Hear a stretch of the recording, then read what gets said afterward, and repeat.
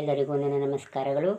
ಅಜ್ಜಿ ತಾತಂದರಿಗೆ, ಮಾತಾ ಭಗಿನಿಯರಿಗೆ, ಅಣ್ಣ ತಮ್ಮಂದಿರಿಗೆ, ಮುದ್ದು ಮಕ್ಕಳಿಗೆ ಗೀತಾಯಗಡೆ ಕಥಾಮಾಲಕ್ಕೆ ಸ್ವಾಗತ ಸುಸ್ವಾಗತ. ದಟ್ಟವಾದ ಅರಣ್ಯ, ದೊಡ್ಡ ದೊಡ್ಡ ಮರಗಳು, ಅಲ್ಲಲ್ಲಿ ಸಿಂಹ ಹುಲಿಗಳ ಘರ್ಜನೆ, ಪಕ್ಷಿಗಳ ಕಲರವ ಕೇಳಿಸ್ತಾ ಉಂಟು. ಒಂದು ಸ್ವಲ್ಪನೂ ಬೆಳಕಿಲ್ಲ. ಘೋರಾರಣ್ಯವಾಗಿದೆ.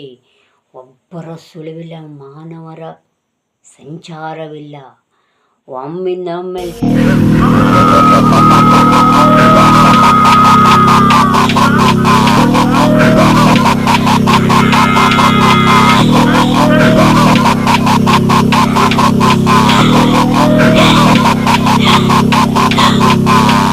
ದೊಡ್ಡ ರಾಕ್ಷಸ ಬಂದ.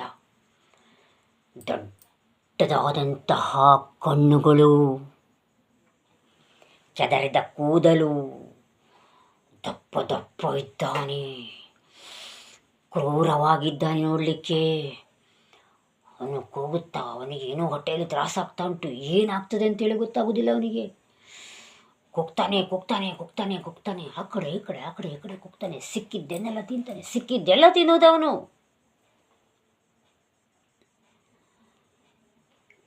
ಅವನು ಏನು ಮಾಡ್ತಾನೆ, ಹೋಗ್ತಾನೆ ಮತ್ತೆ ಹೋಗ್ತಾನೆ. ಹಾವು ಏನು ಸಣ್ಣ ಪುಟ್ಟ ಚಿಕ್ಕದೆಲ್ಲ ಸಿಕ್ಕಿದೆ ತಿನ್ನೋದು ಮಾಡ್ತಿದ್ದಾನೆ. ಆದರೂ ದೊಡ್ಡ ಹೊಟ್ಟೆಲ್ಲ ಅವನಿಗೆ ಹಸಿ ಹೋಗುವುದಿಲ್ಲ. ಆಗ ದೂರದಲ್ಲಿ ಏನೋ ಒಂದು ಶಬ್ದ ಆಗ್ತದೆ ಅಂತ, ಅವನಿಗೆ ಹಾಡೋದು ಇಡೋದಿಲ್ಲ ಅಂತ ಗೊತ್ತಿಲ್ಲ. ಶಬ್ದ ಆಗ್ತದೆ ಅಂತ ಹೇಳಿ ಅವನೇನು ಮಾಡ್ತಾನೆ, ಆ ಶಬ್ದ ಬಂದ ಕಡೆ ಹೋಗ್ತಾನೆ.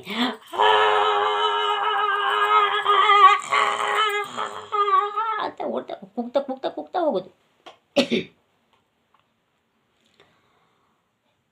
ಆಗ ನಾರದನ್ನು ನೋಡ್ತಾನೆ. ಅಲ್ಲಿ ನಾರದ ಬಂದ ಅಷ್ಟೊತ್ತಿಗಾಗಲೇ. ಅವನ ಕೆಲಸ ಏನು, ಒಳ್ಳೇದು ಮಾಡೋದು. ಹಾಗಾಗಿ ಅವನು ಆ ಮಾರ್ಗವಾಗಿ ಬಂದ.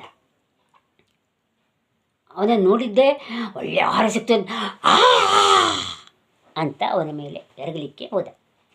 ತಡಿ ವಾರಯ್ಯ, ಸ್ವಲ್ಪ ತಡಿ, ನನ್ನನ್ನು ತಿದ್ಬೇಡ, ನಾನು ನಿಂಗೆ ಒಳ್ಳೇದು ಮಾಡ್ಲಿಕ್ಕೆ ಬಂದಿದ್ದೇನೆ ಅಂತ. ಏನು ಒಳ್ಳೇದು ಮಾಡ್ತೀಯೋ, ನನಗೇನು ಹೊಟ್ಟೆಯಲ್ಲಿ ಸಂಕಟ ಆಗ್ತಾ ಉಂಟು, ನನಗೆ ಏನಾದರೂ ಬೇಕು ಅಂತ ಹೇಳ್ತೇನೆ. ನನಗೆ ನೀನೇ ಬೇಕು, ನಾನು ತಿನ್ಬಿಡ್ತೇನೆ ಈಗ ಅಂತ. ನಿನಗೆ ಹಸಿವೆ ಆಗ್ತಾ ಉಂಟಾ? ನಿಲ್ಲ, ನಾನು ನಿನಗೆ ಉಪಶಮನ ಮಾಡ್ತೇನೆ ಅಂಥೇಳಿ ಹೀಗೆ ಮಾಡಿದ. ಆಗ ರಾಕ್ಷಸನಿಗೆ ಹೊಟ್ಟೆ ತುಂಬಿತ್ತು. ಅಂತ ತೇಗು ಅಂತ ಹೇಳ್ತೇವೆ ನಾವು, ನಮ್ಮ ಭಾಷೆಯಲ್ಲಿ ತೇಗು ಅಂತ ಹೇಳ್ತೇವೆ. ಉಳಿದ ಭಾಷೆಯಲ್ಲಿ ಏನು ಹೇಳ್ತಾರೋ ನನಗೆ ಗೊತ್ತಿಲ್ಲ, ಅರ್ಥ ಮಾಡ್ಕೊಳ್ಳಿ. ಹೊಟ್ಟೆ ತುಂಬಿದ ಮೇಲೆ ಬರುವಂಥದ್ದು ಅಂತ. ಅದು ಬಂತು. ಸ್ವಲ್ಪ ಸಮಾಧಾನ ಆಯಿತು ಮನುಷ್ಯನಿಗೆ.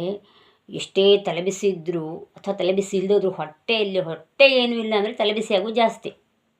ಯಾರು ಮಾತಾಡೋದು ಸಿಟ್ಟು ಬರ್ತದೆ, ಎಲ್ಲ ಆಗ್ತದೆ. ಹಾಗೆ ಅವನಿಗೆ ಈಗ ಸಮಾಧಾನ ಆಯಿತು, ಹೊಟ್ಟೆ ತುಂಬಿತ್ತಲ್ಲ. ಮನುಷ್ಯರಿಗೂ ಹಾಗೆ ಹೊಟ್ಟೆ ತುಂಬಿಕೊಂಡು ಸ್ವಲ್ಪ ಸಮಾಧಾನ ಆಗ್ತದೆ. ಅವನಿಗೂ ಸಮಾಧಾನ ಆಯಿತು. ಹಾಗಾಗಿ ನನ್ನ ಹೊಟ್ಟೆ ಈಗ ತುಂಬಿತು, ನಾನ್ಯಾರು, ನೀನ್ಯಾರು, ನಾನು ಯಾಕೆ ಇಲ್ಲಿಗೆ ಬಂದಿದ್ದೇನೆ ಅಂತ ಕೇಳ್ತಿದ್ದಾನೆ. ನಾನು ನಾರದ ಅಂತ. ನಾರದ, ನೀನು ವೇಷ ನೋಡಿ, ವೇಷ ಕಟ್ಕೊಂಡು ವೇಷ ಕಣ್ಣಾಗೆ ಉಂಟು, ಏನದು ಅಂತ ಕೇಳ್ತಾನೆ. ನಾನು ಇರೋದೇ ಹೀಗೆ ಮಾರಾಯ, ಅದ್ರ ಬಗ್ಗೆ ಚಿಂತೆ ಬಿಡೋ, ನನ್ನ ವಿಷಯ ಬಿಡೋ. ನಾನು ಯಾರಾದ್ರಲ್ಲಿ ನಿನಗೆ ಒಳ್ಳೇದು ಮಾಡಬೇಕು, ಹೌದಲ್ವ? ಹೌದು, ನನಗೆ ಒಳ್ಳೇದಾಗಬೇಕು. ಹೇಳಿ ಏನು ಮಾಡಬೇಕು ಮೊದಲು ನಾನು ಯಾರು ಹೇಳ್ದೇನೆ ಹೇಳಿ ಅಂತೇಳಿ. ಆಗ ನಾರದ ಹೇಳ್ತಾನೆ, ಯಾರವರು?